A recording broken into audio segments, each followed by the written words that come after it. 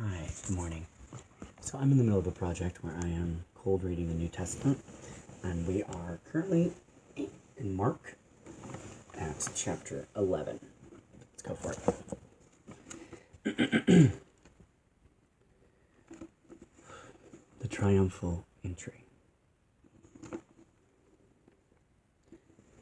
Now, when they drew near Jerusalem to Bethphage and Bethany at the Mount of Olives, he sent 2 of his disciples, and he said to them, "Go into the village opposite you, and as soon as you have entered it, you will find a colt tied, on which no one has sat. Loose it and bring it. If anyone says to you, 'Why are you doing this?' say, 'The Lord has need of it,' and immediately he will send it here."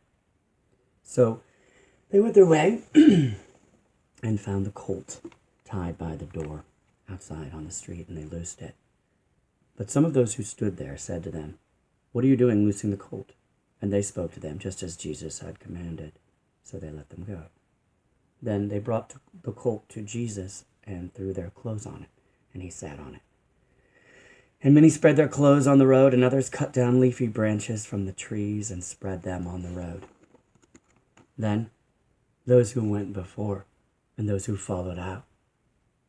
Those who went before and those who followed cried out, saying, "Hosanna! Blessed is he who comes in the name of the Lord. Blessed is the kingdom of our father David that comes in the name of the Lord. Hosanna in the highest." And Jesus went into Jerusalem and into the temple. So when he had looked around at all things, as the hour was already late, he went out to Bethany with the 12.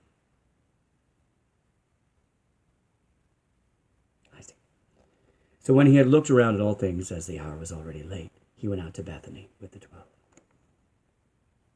The fig tree withered. Now the next day, when they had come out from Bethany, he was hungry. And seeing from afar a fig tree having leaves, he went to see if perhaps he would find something on it. When he came to it, he found nothing but leaves, for it was not the season for figs. In response, Jesus said to it, "Let no one eat fruit from you ever again." And his disciples heard it.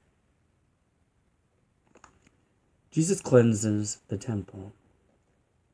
So they came to Jerusalem.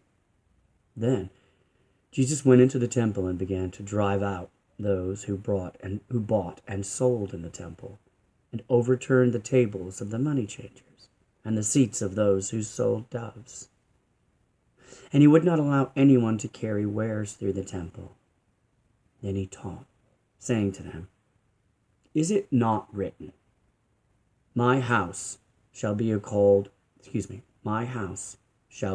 house of prayer for all nations. But you have made it a den of thieves." And the scribes and chief priests heard it and sought how they may destroy him. For they feared him, because all the people were astonished at his teaching. When evening had come, he went out of the city. The lesson of the withered fig tree. Now, in the morning, as they passed by, they saw the fig tree dried up from the roots. And Peter, remembering, said to him, "Rabbi, look, the fig tree which you cursed has withered away." So Jesus answered and said to them, "Have faith in God, for assuredly I say to you, whoever says to this mountain, 'Be removed and be cast into the sea,' and does not doubt it in his heart, but believes that those things he says will be done, he will have whatever he says. Therefore I say to you,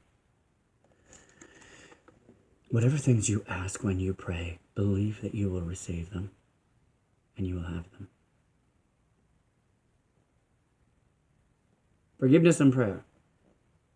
And whenever you stand praying, if you have anything against anyone, forgive him, that your Father in heaven may also forgive you your trespasses.